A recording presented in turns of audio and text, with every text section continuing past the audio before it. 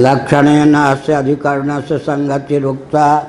ब्रह्म के लक्षण से इसकी संगति, लक्षण साम्य से क्या हो गया, प्रकरण साम्य हो गया, क्या अधिकरण साम्य हो गया। भले ही दूर हो, समझो मुझे वहाँ ही मन हो जहाँ हमारा क्या, चाहे हम दूर में रहें लेकिन समझो मुझे वहाँ ही मन हो जहाँ हमारा। चाहे दूर पहले कोई सूत्र कह दिया गया हो, वचन कह दिया गया हो, लेकिन तालमेल जिससे बैठता है, नज़दीक से बैठता है तो उससे संगति साध लो, दूर से बैठता है तो उससे संगति साध लो। क्या ऐसा, अगर कोई चिलवा नहीं है, शिष्य नहीं है, कहने के लिए दीक्षा आदि नहीं है, और जी जान से काम करता है, साथ देता है, केवल शिष्टाचार या संकेत में कुशल मंगल पूछ लिया, इतने में भी बहुत से लोग लट्टू हो जाते हैं। एक महापात्र ने देखो, अपरिचित व्यक्ति से भी हम लोगों से कहा कि कुछ काम करेंगे आपका या कुछ राष्ट्र का, ये क्या हुआ, कृतज्ञता हुई, शिष्य आदि कुछ नहीं ना। अब वो जो था सब जो गए यहाँ से, कई भूत प्रेत, कितना घूटी पिलाए ज्ञान के, क्या क्या नहीं किया। क्या घर जाता था महाराज तो चना के रास्ते में भूखे न रह जाए, 1-1 किलो चना भुनवा के देते थे। अब वो भले ही वो वहाँ का भोजन करता हो, हमने सोचा कि ये अभिनय करता है वर्णन व्यवस्था का, तो चलो। अब वो सब काल निकल गए, तो दूर से भी संगति लगेगी तो शिष्य ना भी हो तो शिष्य है या नहीं, तो साथ दे दे। और नज़दीक में रह कर भी कोई आघात करता है मान लो, तो बंधु न हो मोरिया काला, तो संगति कहाँ से लगती, कोई ज़रूरी थोड़े है कि पास संगति लग जाए। क्या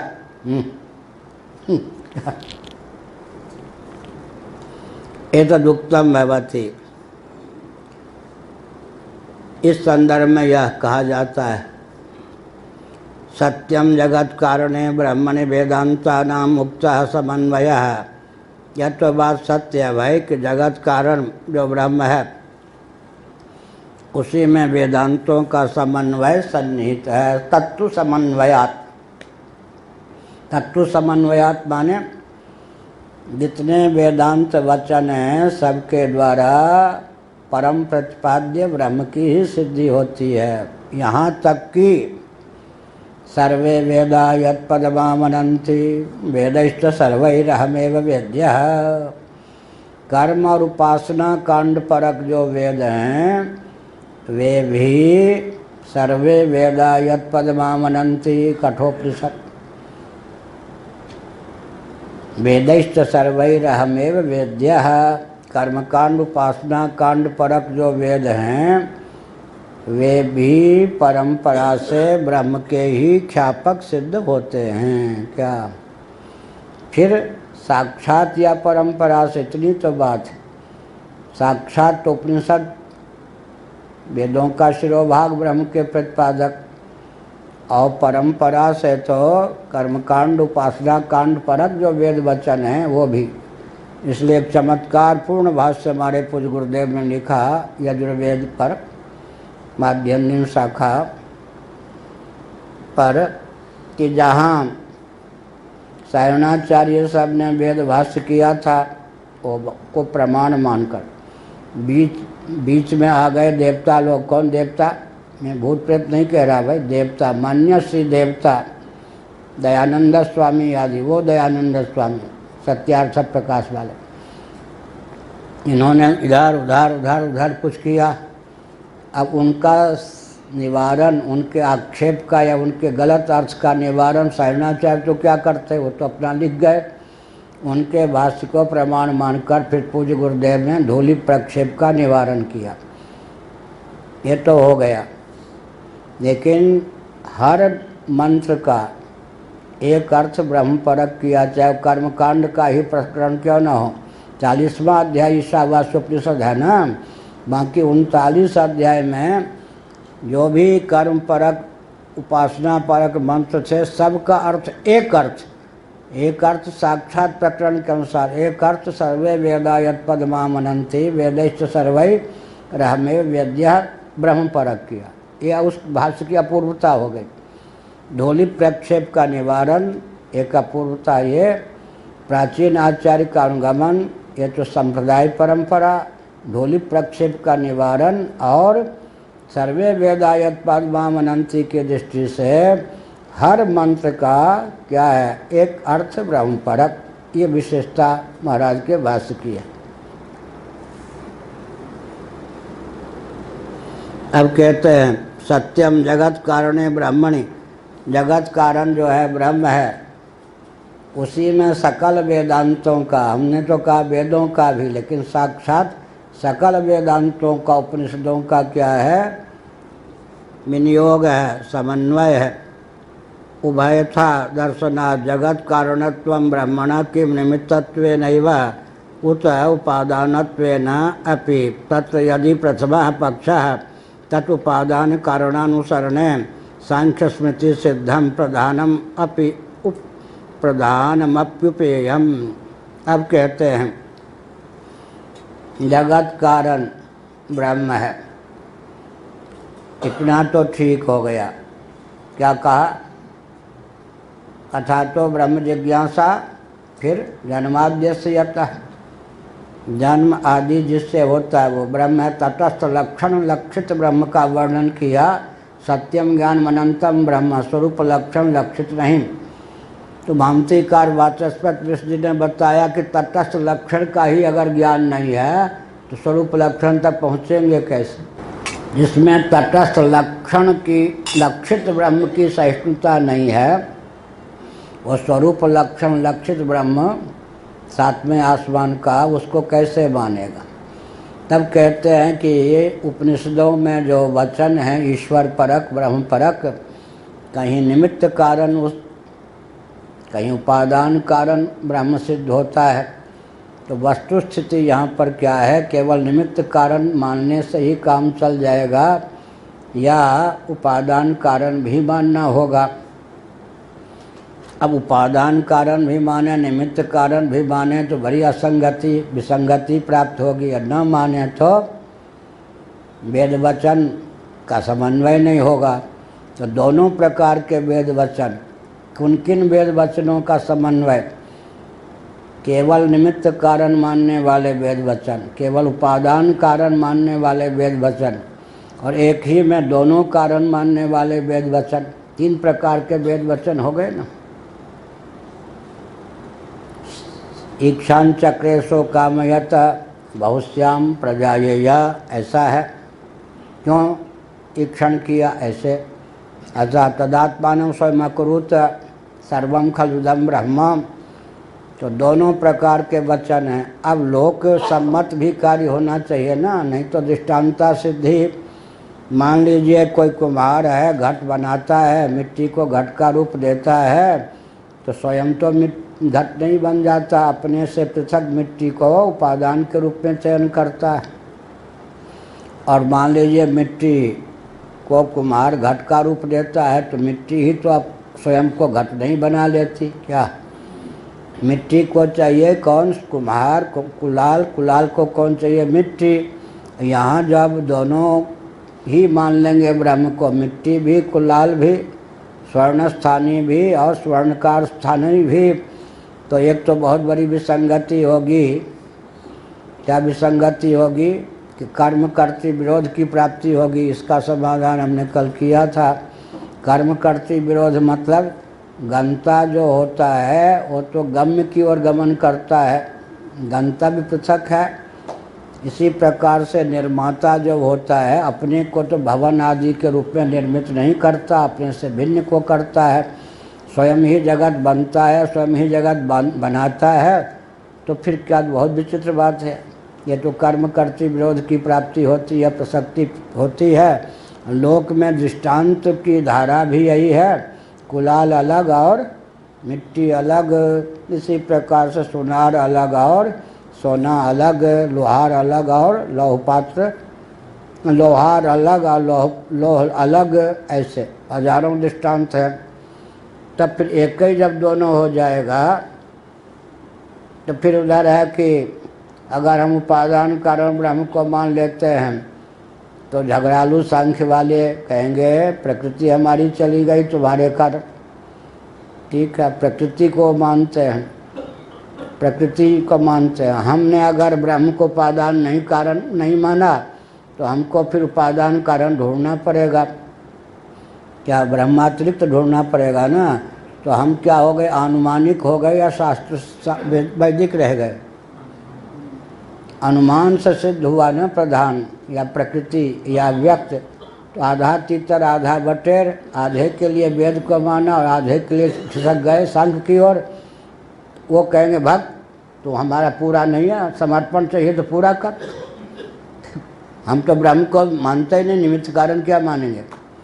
भक्त तो शास्त्र वाला है, अछूत है। वेद को वो भी मानता है पर कहता है कि यूँ अर्थ है यूँ। तो अनुमानिक उनको कहते हैं। अगर हम उनके यहाँ चले गए तो हमको पूरा स्थान नहीं मिलेगा।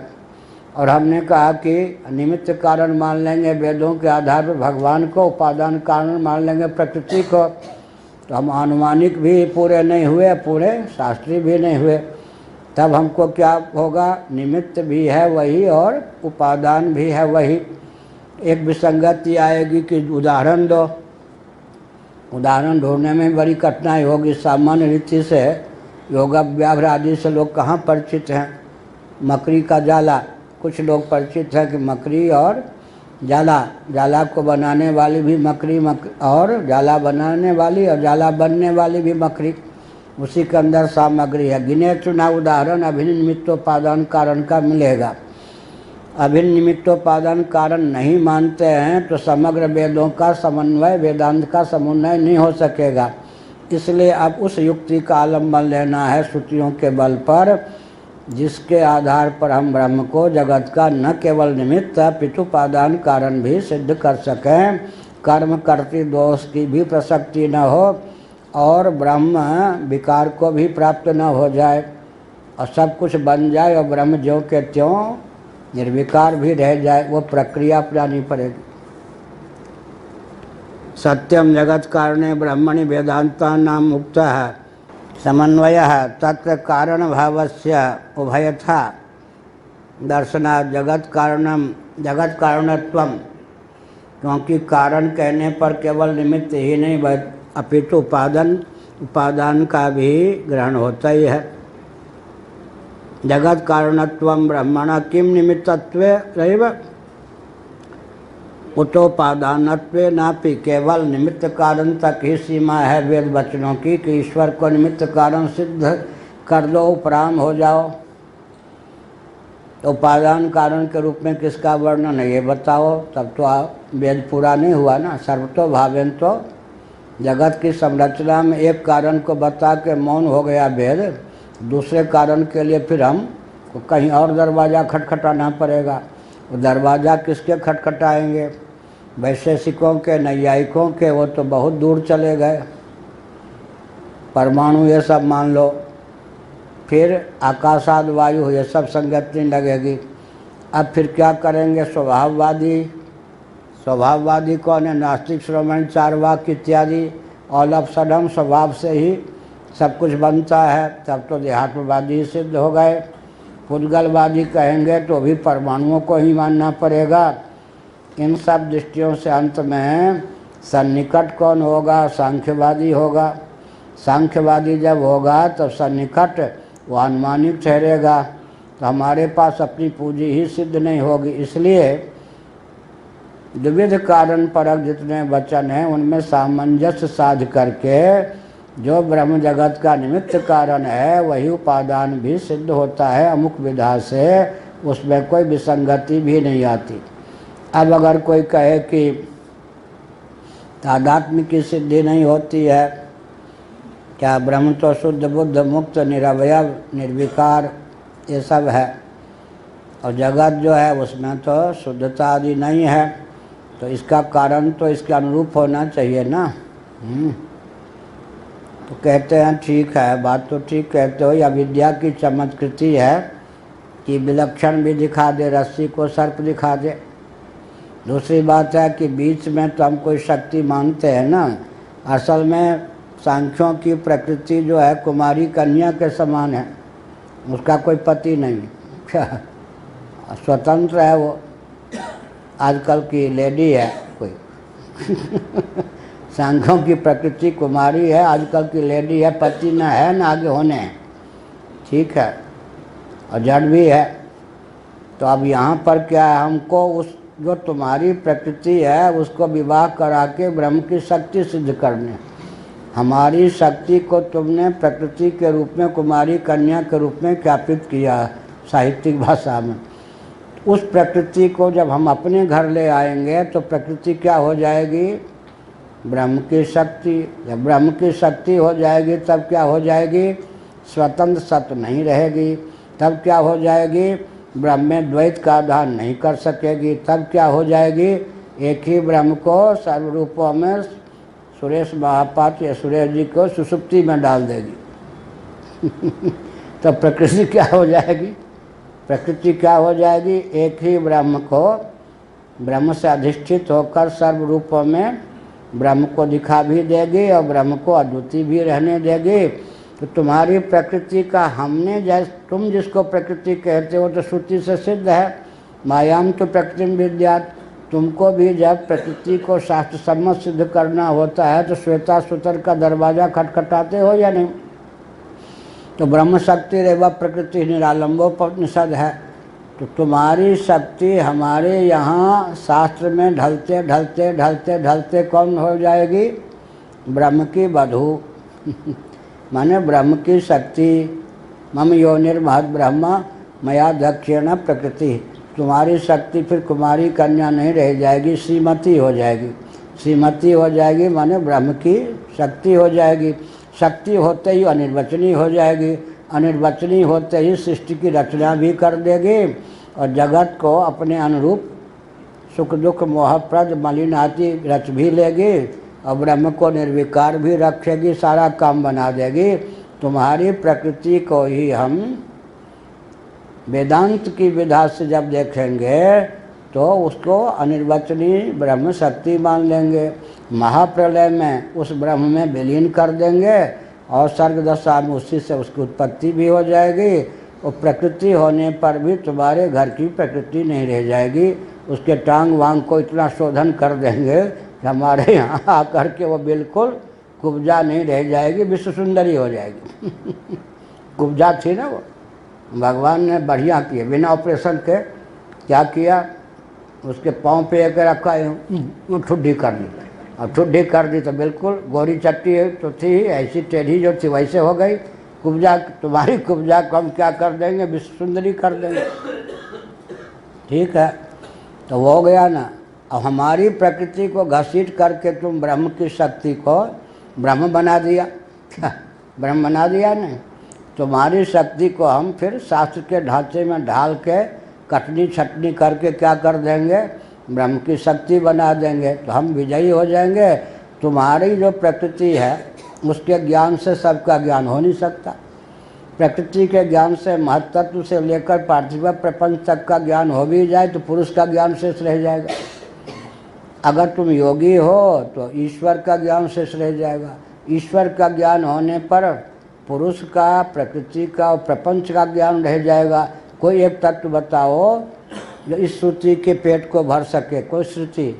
यस्मिन् विज्ञाते सर्विदं विज्ञातम भवति। तुम्हारे यहाँ कोई पुरुष को जानो तो प्रकृति का ज्ञान नहीं होगा, प्रकृति को जानो तो पुरुष का ज्ञान नहीं होगा। प्रकृति को जानने पर कब चलो महत्त्व से लेकर के कहाँ तक, पार्थिव प्रपंच या पृथ्वी पर्यंत ज्ञान मान भी लें किसी तरह से, पुरुष का विज्ञान तो रह ही जाएगा। पुरुष को माने तो एक ही तत्व हुआ, बाकी 25 तत्व का ज्ञान ही बना रह जाएगा। क्या तुम्हारे यहाँ तो कोई ऐसा तत्व ही नहीं है जिसके एक के ज्ञान से सबका ज्ञान हो जाएगा। जब एक के ज्ञान से सबका ज्ञान नहीं होगा तो वस्तुकृत परीक्षा से सुनी तुम्हारे यहाँ कोई तत्व ही सिद्ध नहीं होगा। इसका मतलब अनंत नामक कोई तत्व तुम्हारे यहाँ सिद्ध ही नहीं होगा, सब अंत युक्त होगा। तो तुम शून्यवादी बौद्धिक हो गए। योग दर्शन के अनुसार विज्ञान भिक्षु का जो भाष्य है योग दर्शन पर या टीका है उनकी, व्यास भाष्य को सब प्रमाण मान के चलते हैं। केवल ऐसे कुटपटांग अनुवाद है योग दर्शन पर नारायण गीता प्रेस से प्रकाशित, पातंजल योग प्रदीप नहीं। हरे कृष्ण गोविंद का, जयदयाल जी गोविंद का के छोटे भाई ने जो हिंदी में अर्थ किया है योग दर्शन का, वही ऐसे मस्त मौला हुए जो व्यास जी को गाली दी। भगवान कृपा से इन सेठों से भगवान बचावे। इतनी विनम्रता का परिचय दिया उस व्यक्ति ने, मैं कहाँ एक व्यापारी बनिया, मैं क्या जानूँ, ऐसा लिखा। लेकिन इतना साहस किया कि वेदव्यास जी के भाष्य के उदाहरण देकर, पंक्ति देकर उनको मूर्ख सिद्ध किया। जबकि जितने भाष्य टीका हैं योग दर्शन पर, बोधवृत्ति भामतीकार की, वाचस्पति विषादी की, विज्ञान भिक्षु की टीका है, सबने क्या किया, व्यास भाष्य का अनुवाद किया। व्यास जी के भी कान पकड़ने के लिए हरे कृष्ण गोविंद का हो गए। बहुत कष्ट की बात है ना, इतनी हत्या की है। माने गीता प्रेस के बहुत अच्छे काम है, लेकिन कहीं कहीं इतना उटपटांग काम किया है। ब्रह्मसूत्र पर भी उसने अर्थ लिख दिया। स्वामी अखंडानंद महाराज तो गीता प्रेस पर रहे, वो कहते थे अरे राम, जिस प्रकरण को लेकर, वेद के प्रकरण उपनिषद को लेकर ब्रह्मसूत्र की रचना हुई, उसी को नहीं माना है। बड़े विकट वेदांत दर्शन एक लिखा है ना उन्हीं ने। तो ये योग दर्शन पर जो हरे कृष्ण गोविंद का महान भाव का अर्थ है और ब्रह्मसूत्र पर, वो तो पढ़ने से जीवन ही खराब हो जाएगा। व्यास जी को भी, शंकराचार्य को भी कान पकड़ा उन लोगों ने।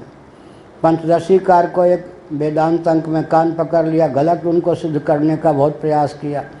इन लोगों ने बहुत अच्छे अच्छे ग्रंथ निकाले, लेकिन अपनी ओर से जो निकाला ना, अपनी अकल की उपज से, मेरे माइंड की उपज है अपने माइंड की उपज से जो ग्रंथ लिखा उसने तो बंटा ढार कर दिया वैदुष ने कहा मेरे माइंड की उपज है कि चम्मच से भोजन करना चाहिए।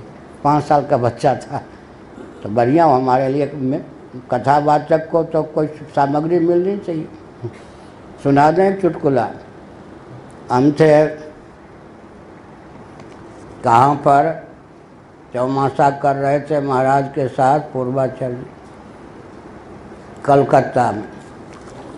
हम पे सारे प्रतिबंध होते ही हैं। क्या हम जहाँ जाते हैं वहीं पर सारा प्रतिबंध हम पे लग जाता है। गांव से लेकर विद्यालय, दिल्ली से लेकर नैमिषारण्य से लेकर पुरी में जब आए पहले तक, अभी भी जगन्नाथ जी तो हैं। जगन्नाथ जी को लेकर जो भी तमाशा चल रहा है, शंकराचार्य की दृष्टि न पड़ जाए, इन्हीं से बचाओ, इन्हीं से खतरा है ये अगर घुस गए तो आध्यात्मिक संस्थान ही हो जाएगा।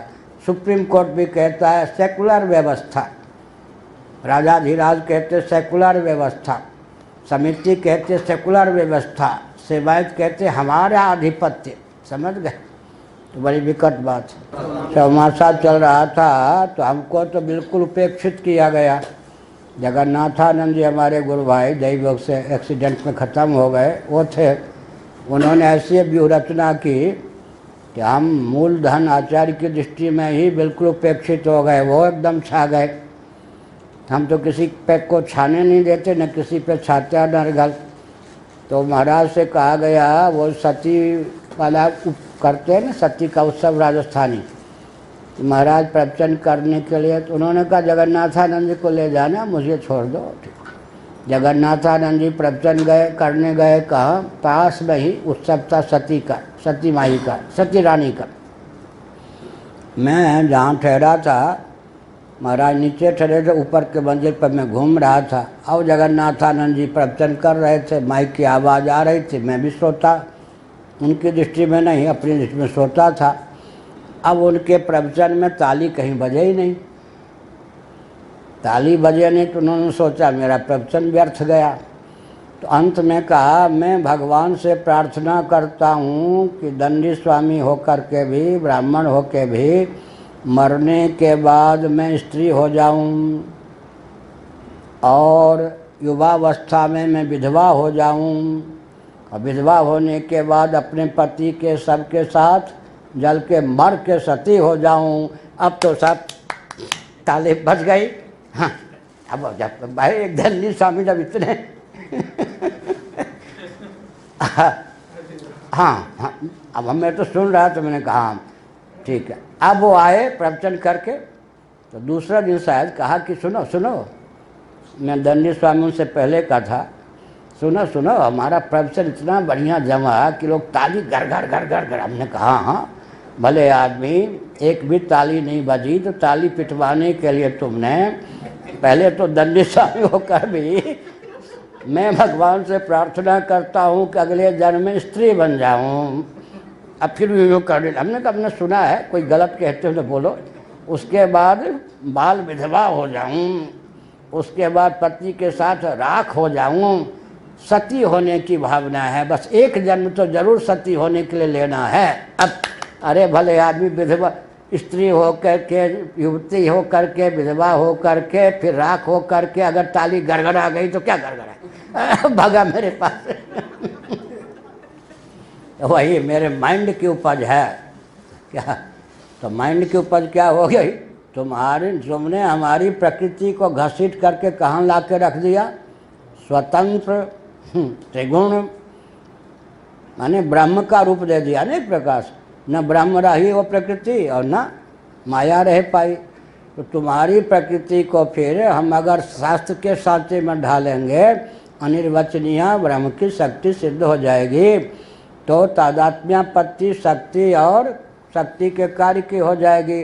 लेकिन शक्ति जो होती है, घटोत्पादनी शक्ति रहने पर भी, दाहिका शक्ति रहने पर भी आग में आग जलाती है या दाहिका शक्ति आग उच्चारण क्या करते, आग से जल गया, से किसको जाता है, आग को जाता है। घटोत्पादनी शक्ति को से जाता है या मिट्टी को, क्योंकि वो तो आश्रित है। इस प्रकार से तुम्हारे घर की प्रकृति हमारे घर में आके जो यथास्थान प्राप्त करेगी, यथास्थान। लेकिन हमारे घर का ब्रह्म तुम्हारे घर में जा करके ब्रह्म ही नहीं रह जाएगा, प्रकृति के रूप में परिणत हो जाएगा। तुमने अन्याय किया, हम यथार्थ न्याय करेंगे और हमारे यहाँ एक विज्ञान से सर्वविज्ञान हो जाएगा। तुम्हारे यहाँ तो एक विज्ञान से सर्वविज्ञान होने का कोई दरवाज़ा ही नहीं है। हर चलो।